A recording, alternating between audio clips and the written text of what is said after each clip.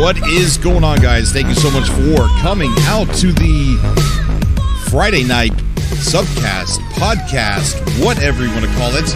The Jack Golf Fitness vlog is coming in strong as first. What is up, Jack? And we also have Keelan, Spellcheck, Gasper, Infinite Lightning. What's going on, guys? How's everybody doing tonight?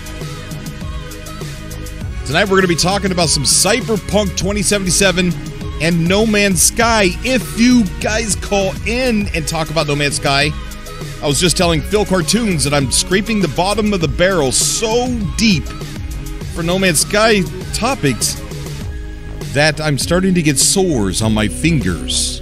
Where are they? Where's everybody at? We got Mr. Grape Funny Imps and from Gasper Goto is from Italy. Wow. I'm pretty sure it's warmer.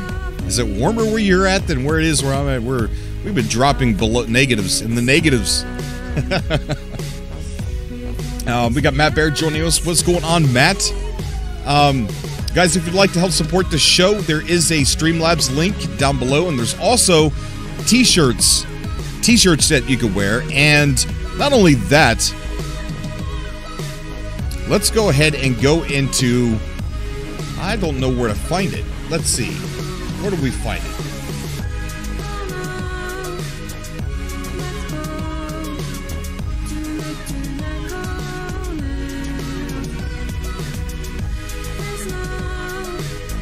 There is a Streamlabs link. That didn't work.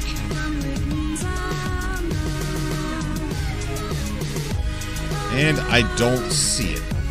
All right. So maybe we can go on over to the Twitter. Oh, Coast to Coast just uploaded a new video. Go on over to Twitter. Let's see. There we go. We got mugs. We got a mug club going on Cobra TV. So if you buy a mug and you send me a picture, like with you in the mug, with whatever your favorite beverage is, and then tell me who you are in Discord, you get access to Patreon forever. That's how you get into the mug club. And we have them in white as well, and I don't know how to get around this. Let me see. We got them in white. I don't see the mug. There we go. No, that's the wrong button mug. I'm not seeing them. There we go. There's the white one. Then we got the white mug. But if you want to support the show, you can buy a mug and then you get something at the same time as you're supporting. So, just wanted to show the mugs off. I like the mugs. I don't know which one I'm going to get. I got to pay for it too. So, I think I'm going to get the white one. I like the white one. But anyways, let me get this music down. I keep forgetting that the music is on. What is going on, everybody? We're going to be talking about some No Man's Sky today. There is a subscriber we have. One of our fellow Cobras made a post on Reddit and wanted to talk about, bring something up. Let me get this off the screen. About something he would like to see inside No Man's Sky.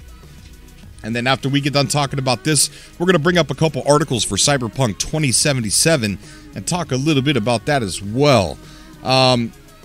Also, I've been having a lot of people, you know, what's up, Enrico Bandito? We got Japelli, Mysterious Blue Space Entity. That's the dude you got for all of your paranormal needs right there. Will Gaming's in the chat. What's up, Will? How you doing, buddy?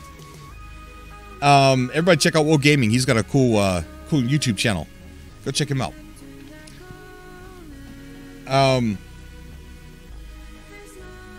But we're going to talk a little bit about Cyberpunk 2077. I think I'm probably only going to run for about an hour today, just because there's not a whole lot of news going around for anything, really. And a couple people have been saying, Cobra, you changed your YouTube channel. Why have you changed? I even seen some other YouTubers saying, even Cobra's changed. He's not doing this anymore and not doing that anymore. You know, I mean, if you go back and look at the channel, we have, why do I say we? Because I gave the YouTube personality here, the name Cobra, and my name is also Ron. So that's probably why I say we a lot. I'm probably going to need therapy at the end of this YouTube career. Somebody is going to fight for the right to be in reality, and I don't know if that's going to be, is Ron going to win or is Cobra going to win? I have no idea, but there is definitely a struggle there. But anyways, in the past, we've always covered other games. Now, No Man's Sky has always outshined everything that we've ever done, but we've interviewed developers. We've interviewed Dual Universe, Astroneer, just recently Population Zero, which is a great interview, great game coming out. We've interviewed the guys from Planet Nomads, a ton of people, a ton of developers, and we've covered quite a few games. We've interviewed the guy from the dev that made Megaton Rainfall, which turned out to be an amazing game. So the reason why we're able to do some of those things is because those were during the quiet times when Hello Games really wasn't talking, they weren't speaking, there was just no information, no hype, nothing to go off of, no breadcrumbs to pick up and lead to like the rumor box or the speculation closet. And right now we're in one of those times.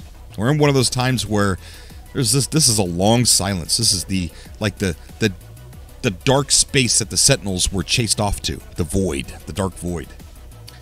Thank you so much, Will Gaming. Got Haley from Walmart in the chat. What is up, Haley from Walmart? I was just there, actually. I was just at Walmart. But anyways, and that's why we're seeing a lot of different content here on Cobra TV, and I love times like this, guys. I do and I don't. I want to be hyped about No Man's Sky. I want to be talking about content, concerning No Man's Sky. I want to be speculating on facts. It's fun. I think it's when this community here is the strongest, is when there's hype for No Man's Sky. We all come together. We're super excited. We're just a bunch of kids, man, and it's awesome. But right now, there's absolutely nothing, and I don't like the quiet times because I want to be hyped about something with No Man's Sky, but I do like the quiet times because it gives us a chance, or gives me a chance, to go out and dig up some other stuff that I find interesting and finally talk about things that I do find interesting that I don't normally talk about. And that's what's really going on here is I haven't really changed. The skeletal structure. I said fructure. The skeletal fructure. The skeletal structure of this YouTube channel is, of course, No Man's Sky, and it will always be No Man's Sky. I mean, my office here is decorated with everything No Man's Sky and nothing more. It's just all No Man's Sky stuff. Autographed posters and book and statues and all kinds of stuff. There's a poster with me in it. And I haven't been on camera, guys, because, well, frankly, I'm really happy to see all the Shaggy memes that are going around everywhere, like how powerful Shaggy is, because I look like Shaggy right now. You have no idea how long my hair is. My wife said it's the longest she's ever seen my hair. Super long. And I look a hot mess, all right? So nobody wants to see that. I'll break the internet. YouTube will ban itself. Like, YouTube will be like, all right, we're banned. And then just, it'll be gone. Poof. Suck into a black hole. You don't want to see that.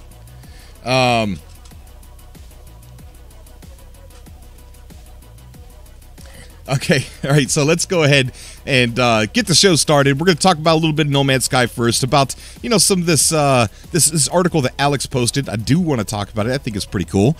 And then we're going to go into some Cyberpunk 2077 stuff.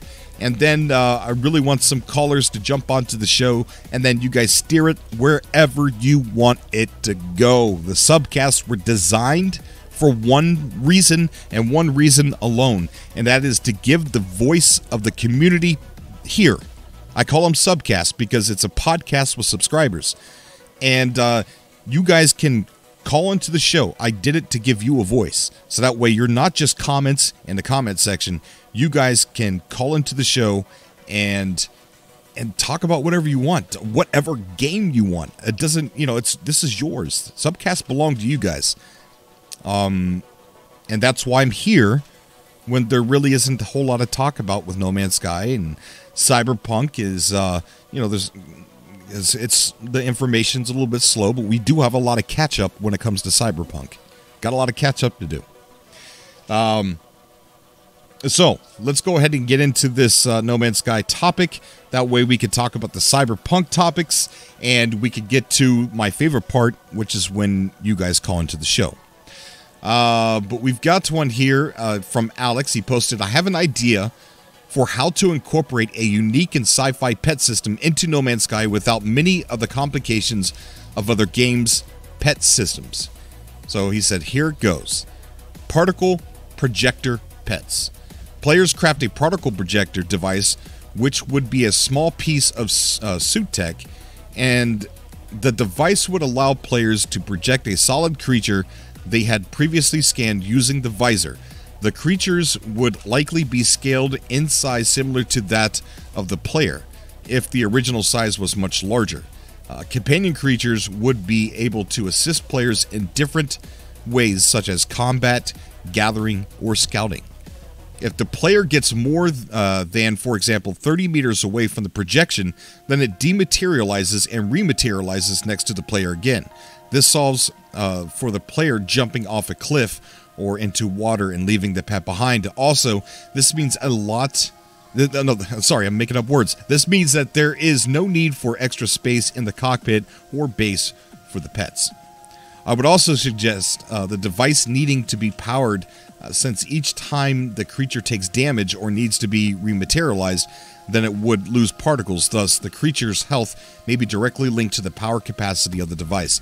The device would take up one tech slot in the suit, but upgrade modules could be placed around it to provide stat boosts such as higher particle capacity, higher projection range, or maybe even the ability to automatically take a portion of resources gathered to recharge it, giving pets a longer life. This would mean that players would not be required to house, feed, or transport their companions, but would still get the thrill of searching for their favorite pets, maintaining them, and joining them on their escapades, further adding another layer of character personalization and utility. Sorry, making up words. Interesting. Guys, I find that awesome. Expansion ideas, he continues. Turrets. Same concept, but this is an object players can place on their base area that protects a creature of their choice to patrol and protect their base. This would still need to be recharged if the projected creature takes damage. Breeding. Players get a projection module that allows them to mesh two scanned creatures to create a hybrid of the two. That's cool, man.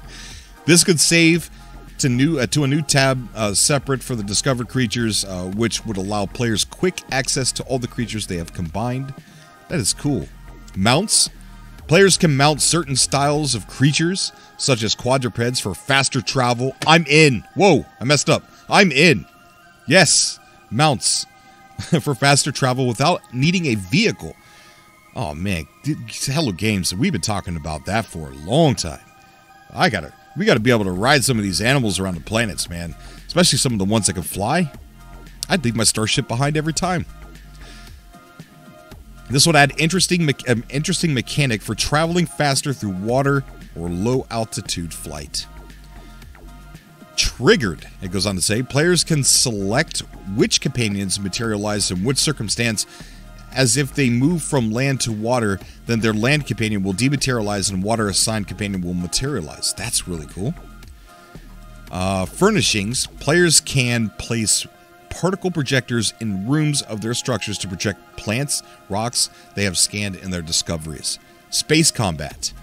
Players can place a much more powerful projector in their ship's tech, which allows a companion that is projected during spaceflight. Space companions would gather resources in flight alongside the ship. This would, of course, be a companion which was discovered in space, assuming space creatures are still a planned feature. I don't know. Let me take a look at the chat. What do you guys think? What's up, Dave Langer? How you doing, buddy? We got Jay-Z from Rockefeller. We got Let's see. Tauntaun, says Matt Barrett. Yes, yes. Come on, why isn't that already a thing? Right?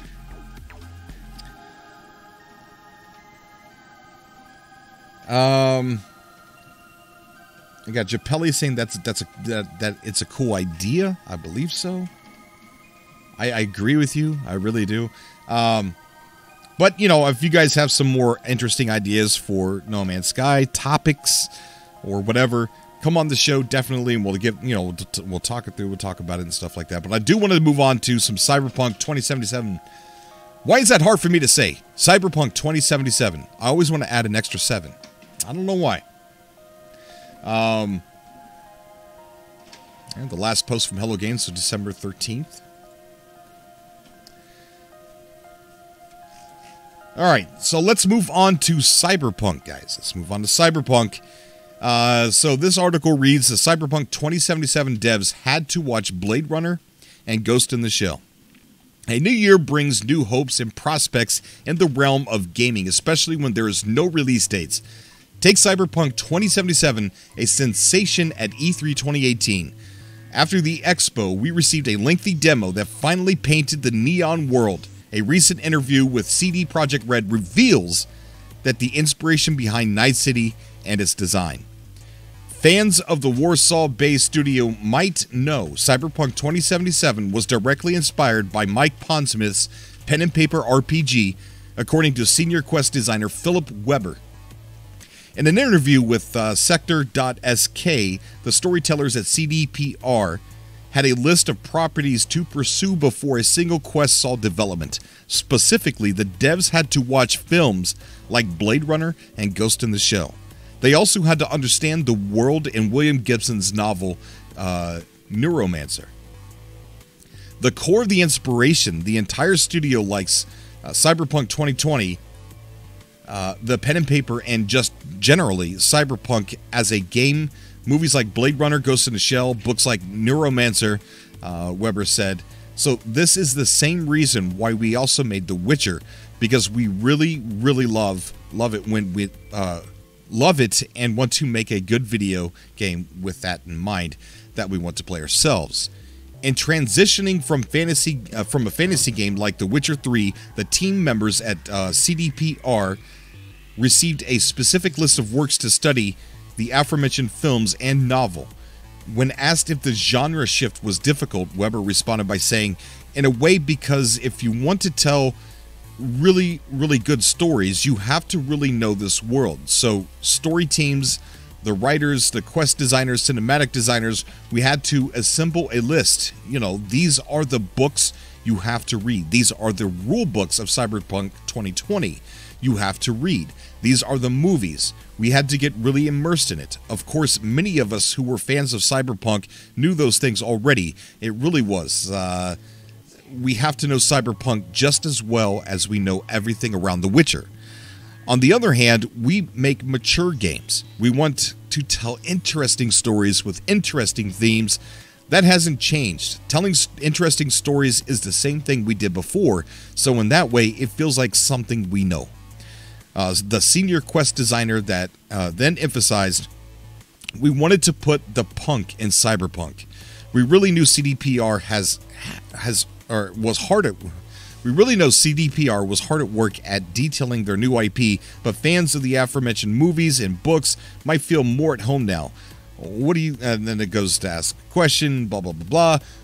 But yeah, I mean, they're putting everything into what it would take to make this game as legit as possible, and it shows. It shows in the trailers, it shows in the gameplay demo, it shows in their art design, it shows in their choices for what they're doing as far as the open world, making it a very dense map with things to do and places to go, and it definitely shows in the overall style of it. So that is definitely needed material to read, and I guess not everybody would have watched or read any of that. I've never read the book myself. I am going to now, though. I am going to now. And I've checked on some of the rule books and some of the books for Cyberpunk 2020. Man, some of that stuff is like $150 to $170 for those books. We got Robot Boy in the chat. What is up, Robot Boy? How are you doing, buddy?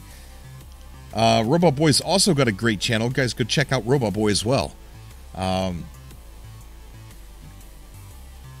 Japelli's asking me if I mind it being in first person rather than third person. Just interested in your answer. I don't mind either way.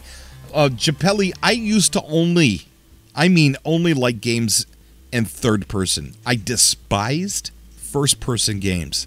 If it was first person, I generally stayed away from it. I didn't buy it. And I was like this for a long time until I started playing Grand Theft Auto 4, The Ballad of Gay Tony, where we used to have like these helicopter clans and we would dogfight each other. You wouldn't be able to win the dogfight if you didn't put it in first person. So I started playing with the helicopter in first person with The Ballad of Gay Tony. After that, I ended up playing No Man's Sky. And I could only play No Man's Sky in first person. Now, to this day, when I look at games that are third person, I get a little disappointed inside. I'm like, no, I want to play it in first person. So I guess it's just, I don't know, being comfortable with one way or the other. And I'm really excited myself that it's going to be first person, Cyberpunk. However, I can understand people being very upset that it's not. Because I used to be there. I used to be the type of person that did not want to play anything first person. I used to love third person. Now I don't so much. So it's like I changed a little. I don't know. Here's my advice for first person and third person when it comes to Cyberpunk. Coming from somebody who did not like first person, but I was forced to play it because of No Man's Sky. And I loved No Man's Sky so much I wasn't going to give up No Man's Sky because it was first person. I was going to play it regardless. But after playing it, I fell in love with first person. And here's a little bit of the reason why. When you remember your gameplay, you sat there, you remember playing it, those are now memories in your head. So when you reflect upon what happened to you in the game memory that you have in your head is in first person. Just like it would be when you're walking to your kitchen. That's in first person. So it kind of makes it, I'm smart enough to be able to tell the difference between reality and video games sometimes. Not all the time, but most of the time. So when I remember No Man's Sky, playing No Man's Sky, it kind of feels like a real memory because I'm seeing it through my eyes instead of watching the back of my character. But that's my input on it. Of course, I know people are going to disagree because I used to be one of those people. All right, let's go ahead and go to the next article for Cyberpunk that we have here. And this is pretty interesting. This was written back last August, and it's titled Cyberpunk 2077 Devs Experimenting with Fully Destructible Environments. So let's go ahead and dig into this and see what they're talking about with fully destructible environments. So the development team at CD Projekt Red is pulling in a heavy amount of in-game destruction to Cyberpunk 2077 in order to create the rawness of a dystopian world. CDPR level designer Miles Tost shared insights during an interview with IGN into the physical environments that make up Cyberpunk 2077. He goes on to say, so we're trying to push the interactivity of the world by adding in details from the physical side. The game will be highly physical, will have a lot of destruction. You can see that in the demo when you're in the scavengers area and you shoot at the pillars and they start crumbling. Toss said there will be a high level of gore in the game as well, and that it all adds to the feel of the dystopian world they are trying to create for players. This is all to add weight to the world. And I agree. And the same thing with the nudity. It's all, it's everything that they're putting in this game is not being put in there at an immature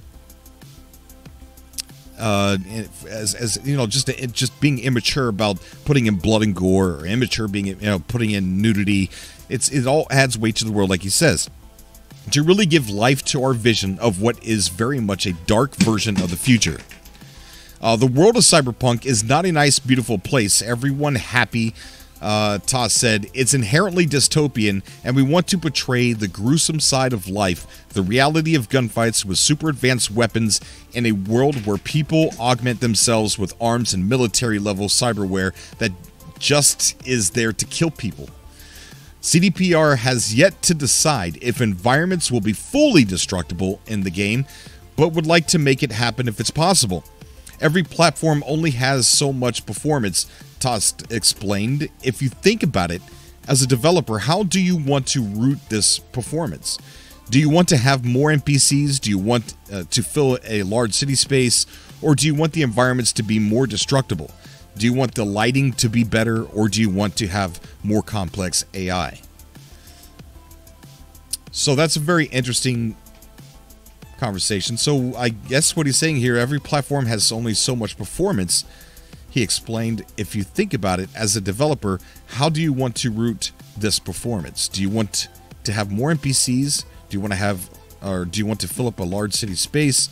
Or do you want the environments to be more? Okay, so they're pretty much picking and choosing, because I guess you can only do so much.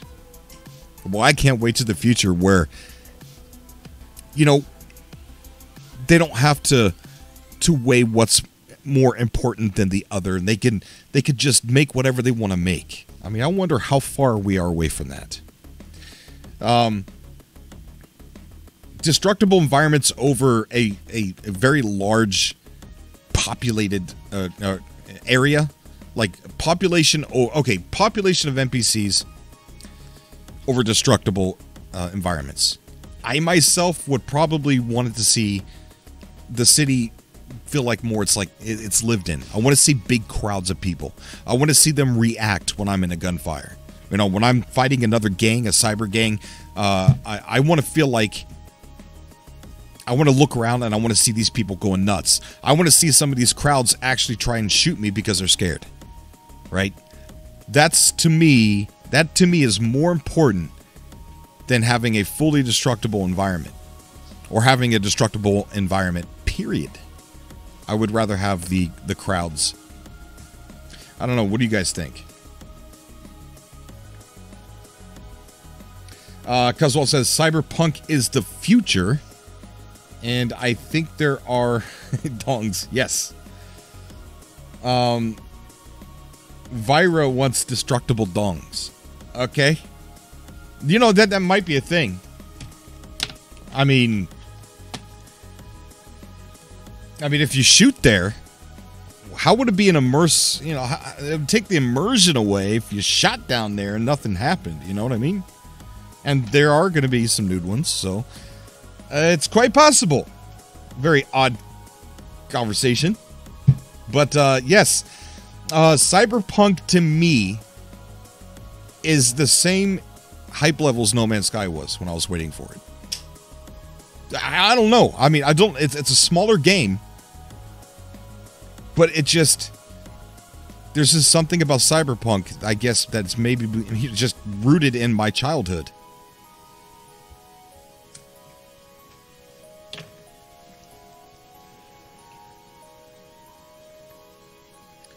Any news on Sony's censorship? Nothing yet, Matt. Nothing yet. And you'll hear it here first. I swear I'm going to... You guys want to hear Cobra mad? I mean, some of you were at the last E3. You heard me screaming at somebody.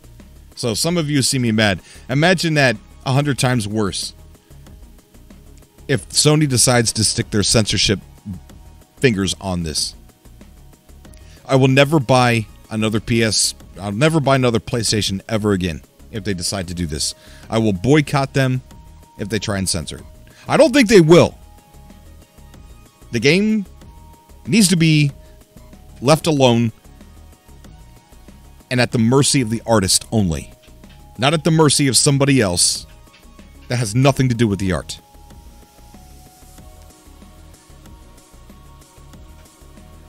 Cuzwalt says he loves that the article discusses pushing the performance of the game to the edge.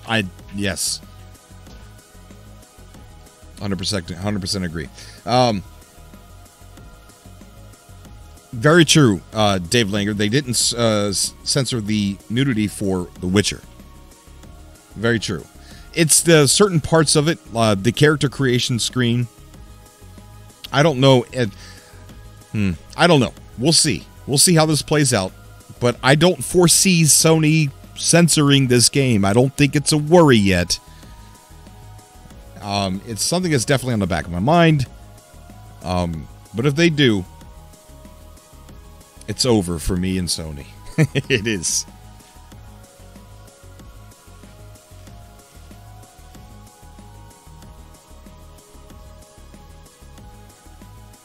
But we'll have to see. Cobra, have you played NMS on your PC yet? Yeah, I fired it up and played it a little bit. Funny thing is, I enjoy it more on PS4 rather than PC. I don't know why. I think it's the keyboard and mouse. I know, I sound like a noob, okay? I'll get used to keyboard and mouse. All right? But I miss controllers. I love controllers. I was raised on controllers. I was raised on a joystick on the Atari 2600, but I'll get used to mouse and keyboard. And maybe it's just like the first-person thing. I used to hate first-person. Now I love it. Maybe in about a year from now, I'll be completely opposite with keyboard and mouse. Maybe I'll love it and hate controllers. Who knows? I don't know what's going to happen. Tronus says, will in Cyberpunk be open world or will be restricted to certain locations? No, it's going to be open world. And there are rumors about a moon area, and there's a lot of evidence to back up the rumor. So it's looking like, I'm not confirming it, but it's looking like it could be true that there is a moon area in the game. But it is going to be open world, but open city. It's not going to be the entire Earth, but it will be all of Night City. And they have hinted that there is going to be an outskirt, part of the map beyond the city where there are no crowds and there are no big buildings. And we saw some pictures in one of the trailers, one of the short trailers, of some of the people that were, they looked like they were rednecks, and they looked like there were hills and grass and stuff in the background. So, it's going to be open world, but it's not going to be open earth. But yeah. Ant Mun says he likes the vibration feedback with the controllers. Yeah, we need to get that on the mouse, right? Vibrating mouse. Sounds like a toy you would buy somewhere other than a gaming shop, right? All right, let's go to the next Cyberpunk article that we have here. Cyberpunk 2077 has a ton of weapon varieties, including katanas, which I can't wait to see the katana. Says you could never have too many weapons. That's right, isn't it?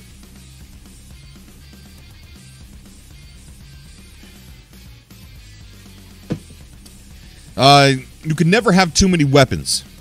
If there is one thing true in video games, it's this. And luckily, Polish developer CD Projekt Red agrees and will offer players a ton of variety in weapons in its upcoming and ambitious role-playing game Cyberpunk 2077. Speaking to French outlet, I don't know how to pronounce that, Jocto? Oh gosh. I don't know. Lead cinematic animator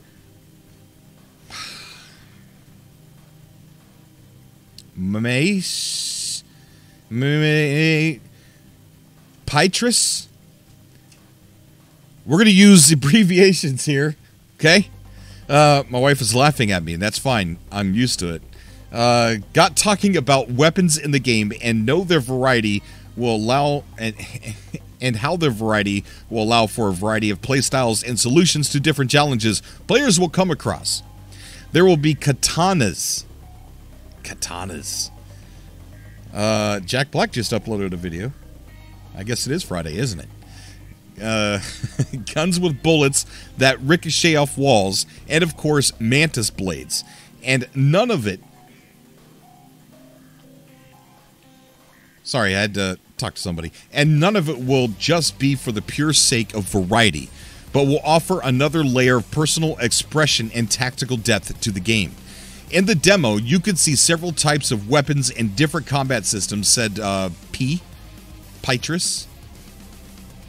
We're going to say Petrus.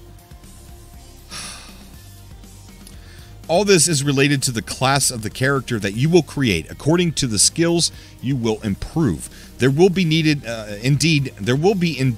advantages to using this or that weapon depending on how you level up your character.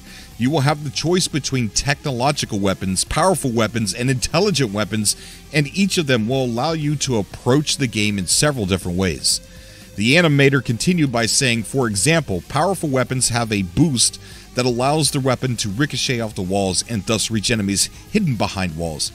Smart weapons take advantage of an auto-lock that can target an enemy with homing bullets. As for the melee weapons, you can see the Mantis Blades in the demo. These are incredible weapons which are attached to the body of the character and allow them to climb walls, but also kill enemies in hand-to-hand combat. And he goes on to say there's also another weapon, the Katana, that we did not show in the demo, but it's interesting. He says, I can't wait to see what they've done with the Katana. It's got to be futuristic. And that's going to be my weapon of choice. Hopefully, I can use it in every situation. Because that's what I want. One of the best parts of Cyberpunk subgenre is the Cyberpunk-inspired weapons and creative freedom it allows developers that comes along with the style. And it sounds like CD Projekt Red is poised to capitalize on it and then some. So that is that one on... yeah, I mean, the Katana? Come on. The replay, Dave Langer says replayability in Cyberpunk is going to be insane. We've got Sendrian. Sendrian, what's up, buddy? He's in the chat. Says, hey, Cobra, you heard the rumor about the PS5 being backwards compatible with all generations?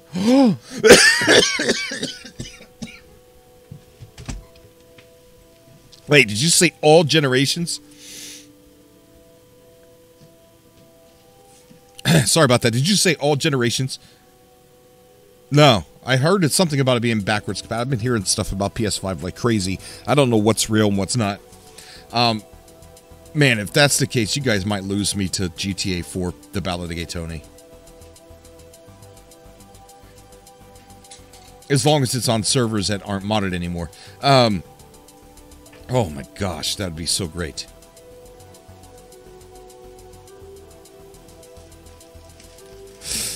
Wow. Okay, well, that's a cool rumor. Definitely would like to talk to you about it. If you guys would like to come on the show today, we got Phil. Phil's in here. I didn't even know Phil was here. Snuck in the back door. What is up, Phil? How you doing, buddy? I'm lurking. I'm lurking in the background. How you doing? I'm doing good, man. Doing good. I just heard the rumor that PS5 is going to be backwards compatible for every generation. Yeah, I just saw that on your stream as well. I mean, what's that about? I don't know. It's the first time I'm hearing about it, and if that's true, then my favorite game of all time, I could play it again without people modding me and freezing my PS3. I mean, that would be a really good move. That sounds like a smart move. It sure does. Sure does. I mean, the amount of goodwill that would create immediately. Yeah, it would, buddy. Yeah, it would. I mean, what? I don't know. I don't understand why they don't make the games backward compatible. I don't get that part. Like, wouldn't you have a better customer base if we all had libraries of old games that we could just pop in and play? I just remember reading something about, I don't understand the technical side of it in the slightest, but there was something to do with the way that PS3s were created and how they just wouldn't run older stuff. And I'm probably misremembering this and getting this completely wrong. But now, I do believe you that you read that somewhere, but I don't believe them at all. Absolutely, that sounds stupid. Yeah. Especially now since they're all digital. Well, yeah, I mean, it would make sense now with launching this. I mean, what's it been, like 7 years since the PS4 was launched? Is it that long now? Yeah. 6 years, 7 years? And the amount of backlash that hit, who was it that said they weren't going to be backward compatible? Was that Xbox or PlayStation? Can't remember who it was at the time, but there was all that stuff. But Xbox had a terrible launch period, didn't they? They lost a massive fan base because they were pitching their console as a kind of media station, and PlayStation were really going for this. We're thinking about the players. These are big mistakes that these companies have made in the past. So now having an opportunity to say, you know what, we're going to make it backwards compatible for everything, right back to PlayStation 1. I mean, that would be really smart and based on a lot of seeing how things have worked over the years or failed. Huh. Dave Linger's bringing up some really good points here, saying that that the PS3 cell tech is not compatible with the PS4 architecture, and that for it to work, the PS5 would have to have an emulator for each generation. Why not, though? Yeah, why not? That's exactly the kind of technical stuff that I don't understand. But yeah, that sounds right. But so why not have those emulators? I mean, PCs can run emulators, so why can't you fit it into a console? Yeah, you can put an emulator for Nintendo on your cell phone, for crying out loud. Exactly. I don't do that. But yeah, I mean, man, to play... You see, whenever I sign on to my PS3 to play Ballad of Gay Tony, what happens is everyone in there's modding. And what they do is they shove a bunch of mods at your character or at your username, and it causes your PS3 to freeze. And the only way to solve it is to turn it off and turn it back on. So I can't... It's not even worth even going in there. Because it's a highly... there's something we used to do in the Ballad of Gay Tony that isn't well known, but it had a small underground community of about 10,000 people maybe that knew what we used to do. But it was highly competitive, dogfighting with the buzzards, and it had its own urban history. You know, it's the best fighters, people who couldn't be beat. Then you had clans that were starting to form, and there was history with those clans, and there was betrayal, and there was all kinds of fun stuff we used to do, and it's just all gone. We were hoping we could do those things in Grand Theft Auto 5, but unfortunately, they changed the mechanics and the helicopters, and you can't control them with precision anymore. So, yeah. But oh man, that'd be great. I'm sorry I started talking about GTA 4. If you don't stop me, I'll talk about it for weeks.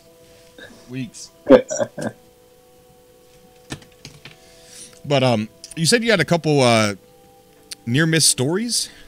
Oh man, yeah, I wanted to tell you about this. This is why I must never give up the day job. I kind of had this idea. I'm going to become a roving reporter for Cobra TV. I'm going to get all the scoops and find out all the inside info, and I'm going to report back, and it's just going to be amazing. And turns out I'm terrible at it, and I got zero. So I went to. There was a thing in London about 10 days ago called Pocket Gamer Connects, which is a big gaming convention, kind of a business thing.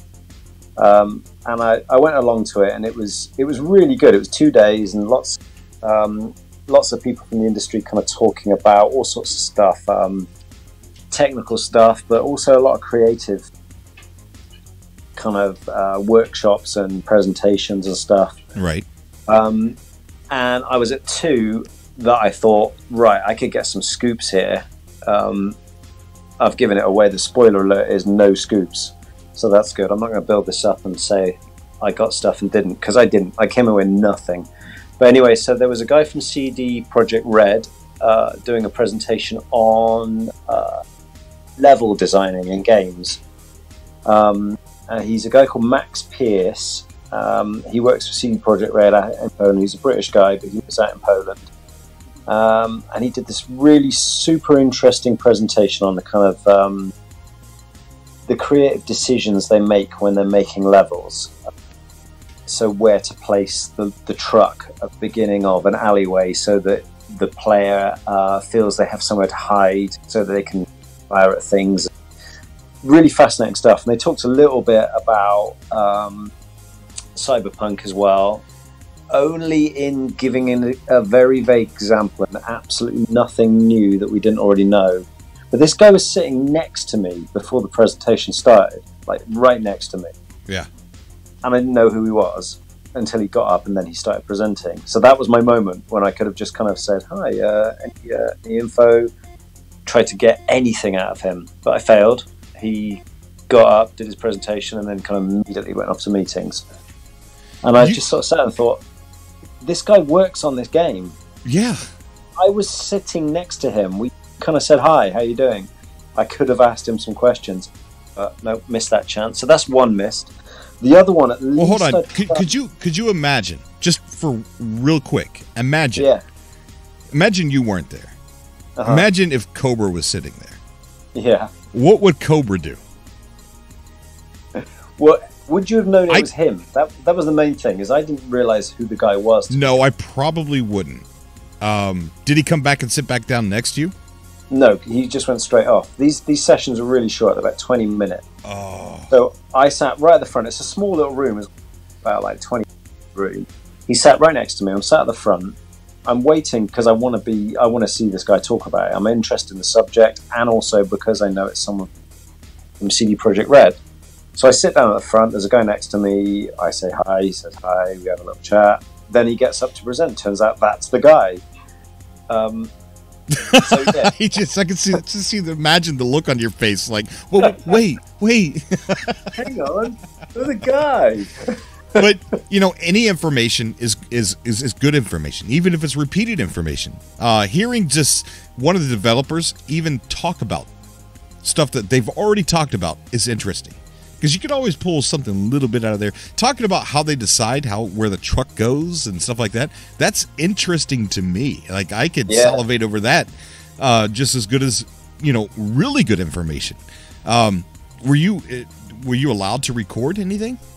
No, I mean, it was recorded. It wasn't secret. I mean, there was no NDA. I'm going to go through some of the videos from the website, because they recorded a lot of this stuff, and a lot of it got put up on LinkedIn and Twitter and stuff. Oh, yeah. See if you could grab that for me. That'd be great just to share. Yeah, I'll see what I can find. I mean, it was fascinating stuff, because it was great to know how these decisions are made, how they decide. Like, for example, where they position some of the snipers that will come in, that will attack you, the AI snipers, and how they were positioning them high up. And as a player, you come in, and they were finding that players just weren't going towards the area they wanted them to go. They weren't funneling towards the next stage, because they just didn't feel safe, because these guys were up above them. They couldn't get further. And all they did was, by placing a truck on its side and kind of safe places, that's basically what it was coming down to, is that in level design you need a few safe places where the player feels they can kind of rest and view and get a vantage point and see what's coming. Really interesting. There's a really interesting science behind it. Also, remember this as well, like these little occurrences where we think that we're not getting anything new. Imagine there was a video with Sean Murray 1 week before we were able to purchase the game, and he literally talked about all the updates that we got all the way up to Abyss. True. He told us about the building. He told us about the submarine. He said, yes, we're going to give that to them. And this was a week before the game was released. Like, we had the actual roadmap. It was on there. We didn't discover it until a year and something after the fact. Yeah, that's true. And the only thing we saw, I remember we went through it on a live show, and we're like, well, the only thing we don't have now is the submarine. And this was before Abyss. I think it was before Next, right? Yeah. And then all of a sudden, Abyss comes, and what do we get? We get a submarine. So, these little interviews that might seem insignificant, or what you call near misses, these could be very important. Okay. Well, let me give you the next example where I really tried hard, and I thought I was going to get this one. So Greg Buchanan was also. Oh my gosh, Greg Buchanan, really? So me and Greg were Twitter messaging each other back and forth, because I was trying to set up an interview. So I messaged him a couple of days before saying, I'm going to be at Pocket Gamer. I'm a big fan of your work. I'm a big No Man's Sky fan. It'd be great if we could meet up, and just to say hi as a fan, and maybe if you're interested, I could do a quick interview. So he replied on the day saying, sorry, I haven't got back to you, but yeah, sure, I'm doing my presentation at 11 o'clock, like so I'm getting really excited thinking, oh my God, this is it. I'm going to get an interview. I'm going to record it. I don't know how I'm going to do it. I'm going to hold the phone up or something, video it, or at the very least, I'm going to just record it audio. So I said, well, I've got some, would you mind if I did like just a 1 minute formal interview with you? And he said, what are you thinking of? Have you got any questions you can share? And I had 5 kind of, I'd thought it through the night before. I got 5 kind of No Man's Sky related questions and just generally about his impact on the lore of the game and a few other questions. So anyway, I wrote them down, sent them over, and I was kind of thinking, oh my God, I'm going to do this. I'm going to get this interview for Cobra. I even mentioned, I said it's for Cobra's YouTube channel, so I just thought I'd be really upfront. I don't want to think I'm tricking him or anything like that. And he just replied with yeah, sorry, I signed an NDA. I'm not allowed to talk about No Man's Sky. Whoa, that's okay. That, you know what? That's not a near miss. That's something right there. You see, this is the way Cobra's brain works. So he signed an NDA. He's not allowed to talk about, supposedly, okay, listen to this for a second. He's not allowed to talk about something we've already seen. Yeah. So that doesn't make sense to me, right? No. So what is there that is still holding him to an NDA? Something in the future, something that's going to happen in the future has got to be the only reason why he's still being held to an NDA. Yeah, it could be, because it's interesting, because the questions were about the creative process. I wanted to know how much freedom he had. I wanted to know what his influence was on the lore, and whether there was kind of was set out beforehand, whether he could go off and create that Artemis quest with complete freedom. Then I want to ask him about if he was kind of aware how much impact that had on fans, because that storyline is great, and it's got a really difficult decision we have to make at the end. That's a hard choice we have to make on the fate of Artemis. So it wasn't even really about that question wasn't even really a kind of anything about the game. It was more about, how do you as a writer, how does that affect you? Do you think about that? But his blanket response was, yeah, I can't talk about No Man's Sky, I'm not allowed to. Wow. So if anybody's wondering who Greg Buchanan is, he's the guy who wrote the lore for No Man's Sky. A lot of the lore. Not all of it, but most of it. So that's Greg Buchanan there on the screen. And wow, man. He is a smart guy. Oh, yeah, he is. He is definitely smart. So his talk was about timer mechanics within games and how that can help you as a writer. So he was talking more about this. Again, it was more about mobile stuff. So if you've got a kind of time limit, how if you as a writer you feel restricted by something, that can actually benefit you. And he does a lot of talks all around the world. Actually, he's traveling all the time and he's very busy. But I didn't get to meet him in the end. I mean, I was sat at the front, saw the talk, and eventually he kind of had to be rushed off somewhere. And again, and messaged afterwards saying, I'm really sorry we didn't get a chance to meet, but I got dragged off to lunch and it didn't work out. But a really nice guy, and kind of messaged him back and forwards, and was quite happy to, in theory, meet up and talk, just not about No Man's Sky. Wow. You could have still asked him questions like, what's your creative process? Tell me how you're given a game, you have to write lore for it. How do you go about doing that? What's your steps? Well, yeah, exactly. And that was hopefully the plan. Was I was still, when he said I can't talk about No Man's Sky, I didn't kind of like blank him and just say, yeah, well, I'm not in then. No, it's kind of like, no, I really love your stuff, so great to meet up and say hi. But it just didn't work out. It's really hectic at these presentations. But he does the circuit all the time, so I'm sure I'll bump into him again at some point or something else. And I really will try and have a chat with him, mainly because he's a really talented guy. He seems super nice, and he knows what he's talking about. It'd be fascinating to just chat with a guy like that. Yeah, it would. Oh my gosh, near misses, man, near misses. Dude. No, tell me about it. But you got a knack for putting yourself in the right places at the right time. You met Sean Murray. You had a beer with him. Yeah, well, that was definitely being in the right place at the right time. This thing at Pocket Gamer last week was more. I was definitely there to kind of see stuff. I'm trying to move into the games industry anyway, so it was a planned thing to be in the right place. And then I just saw these people from games that I'm interested in. Yeah, were there, and it's fascinating hearing people talking about their art. It really is. It sure is. It sure is. Guys, we're probably going to do an hour show if we don't get any more callers. So if you'd like to call in and extend the show, join our Discord and get into the Atlas 102.5 F room, and I'll pull you into the Subcast room with us. But more callers is the only way that I'll extend it past an hour. But yeah, it just seems so dry right now for information on anything, really. We've got a couple good things. Metro Exodus, have you seen that? No. Oh, check that out, man. Metro Exodus, just Google gameplay.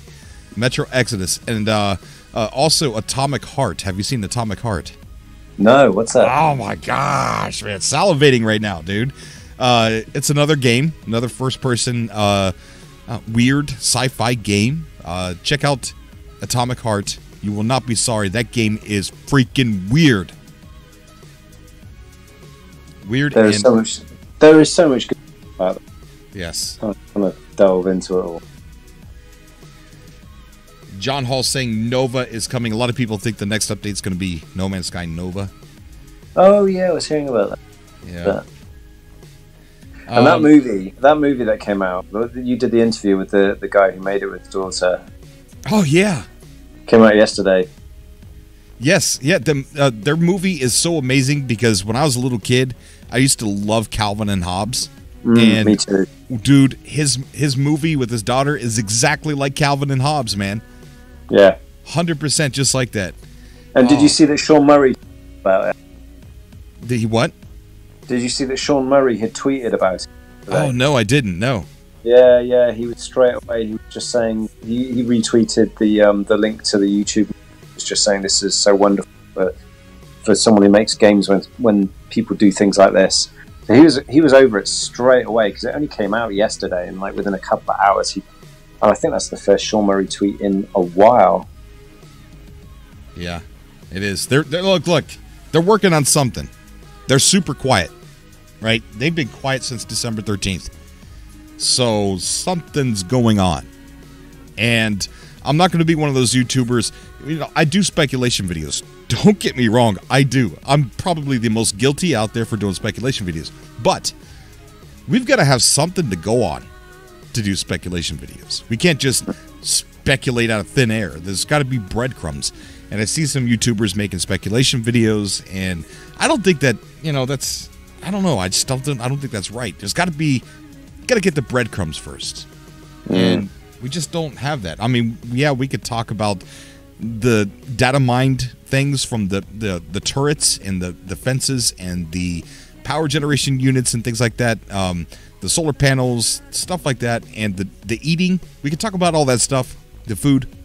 But we've already talked about it probably 20 times. And there just really isn't... Yeah, I mean, it's like beating a dead horse. It's just, I don't know. It is really... I don't want to say it's strange that they're so quiet. But it's definitely a sign that they're working on something. And if something doesn't happen soon, I would say within the next 2 months, if something doesn't happen, then we may as well hunker down and wait until the anniversary. Yeah, because they're going to do something for the anniversary. And I don't know. Dave Linger in the chat says most times after a community event we get a dev update, so we should get a word from Hello Games shortly. Yeah, they could string us along with some more community missions. But I really think that we're going to get here's my prediction. We'll get another smaller titled update, and then that'll tie us over with some community missions until August. And then we'll be hit. Will Gaming says, hey everyone, if you could hit the like button for Cobra, it helps people find the stream easier and helps get out a great deal generally. Thank you so much, Will. Guys, check him out. That's Will Gaming. He does a lot of gaming on his YouTube channel. Is awesome. I'm sad to say that I didn't realize he was uploading content until when we were doing the interview with Population Zero. But I know now, so... Yeah, Sandrian says, I swear if one letter changes on Waking Titan. Yes. You know, and I feel bad because when we took that survey and it asked if we were interested in future ARGs, I did say no. But I wish I hadn't. And I think a lot of people said no. I said yes. Yeah. I think a lot of people did say no. Because I understand why people would. It's like they're so long and drawn out, especially the last one. And it's like people just want an update. Update. We know this is leading to an update, so just update it, right? I just want to see General Lokar playing with soft toys again. Yes. But I wish I could go back in time, and I wish I could say yes. Because they're fun, and they bring us all together. So, I don't know.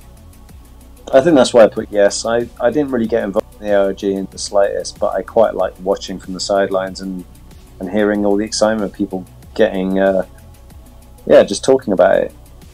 They did go on a little too long.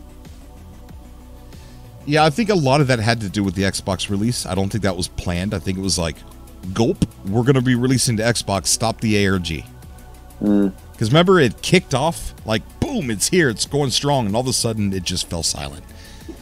It also felt like the story, the narrative, didn't link to the No Man's Sky universe as everyone was speculating. It kind of did, but loosely.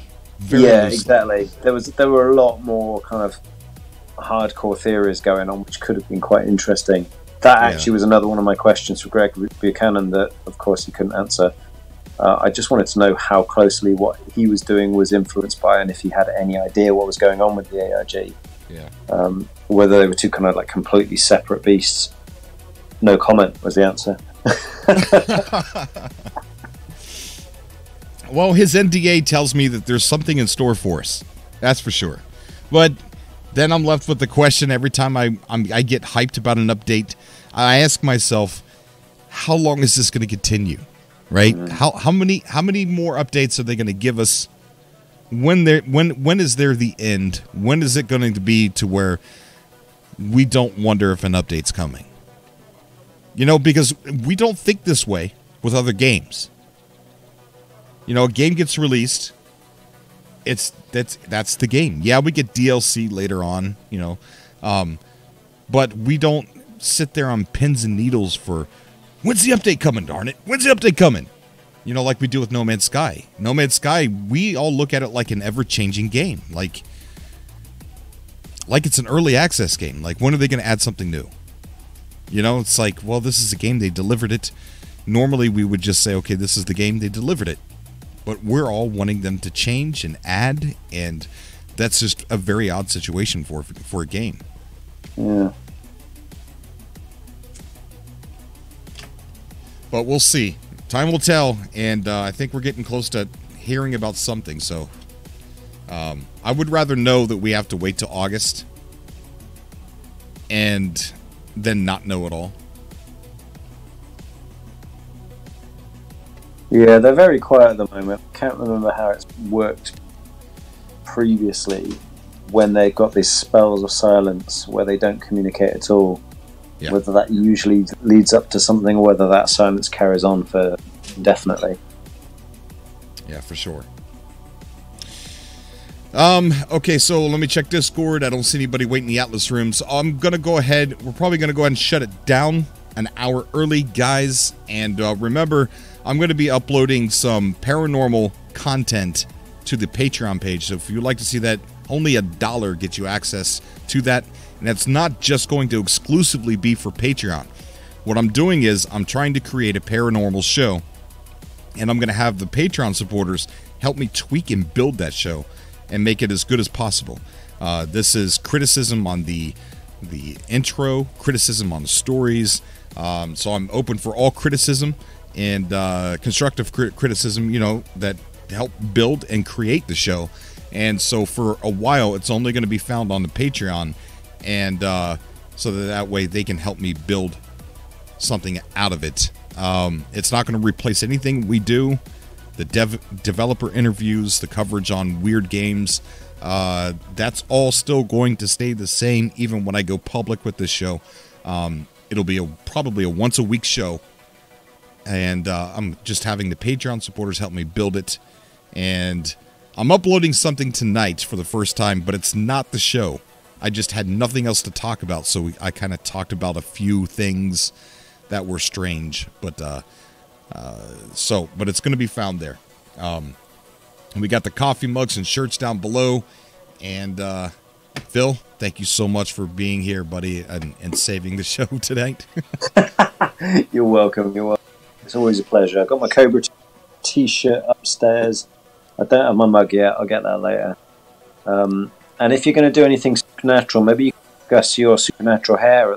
We all want to know what's going on there. You could, do what now? You could sneak something about your hair onto the Patreon. Oh, you guys want to see my hair? Damn right. All right. I'll take that. Could be like some little kind of supernatural extra. All right, I'll see if I can take a picture. I'm going to get a cut here in a couple days. You know, I got to create a story. I've already got my story down pat. When I walk in there, they're going to be like, "What in the world? You want us to cut that?" And it's going to be embarrassing, right? Right? Well, I've been pretty much grounded because of the car accident, but that's not a fun story. I'm going to tell them that it was in a plane crash, and a group of us were marooned on a deserted island. I like it. Yes. Sounds good. Yeah, this sounds good. So that's my excuse. All right, guys, we're going to go ahead and shut it down. Thank you so much, Sword and Sci-Fi Henry, Martin Requiem. Martin Requiem's in the chat. Martin, how you doing, buddy? And we got the ARJ guy saying hello from GNG. What's up, buddy? All right, guys, we're going to go ahead and close it down. We did talk about some Cyberpunk, and I'll probably clip some of that and upload them as separate videos, or maybe one video or something like that. So if you guys see that, you've probably already seen it if you stayed here throughout the live show. As always, I love you guys so much. Thank you so much, everybody, for coming out. Add me on Twitter. I do respond to direct messages. I love talking to people. And or Facebook and anywhere else. I'm not on Discord that much between shows, so if you message me there, I probably won't get it. But anyways, all right, guys. Have a great weekend, Cobra. All right, buddy. Take care, Phil. Cheers, man. All right, love you guys. See you in the next video. Until next time.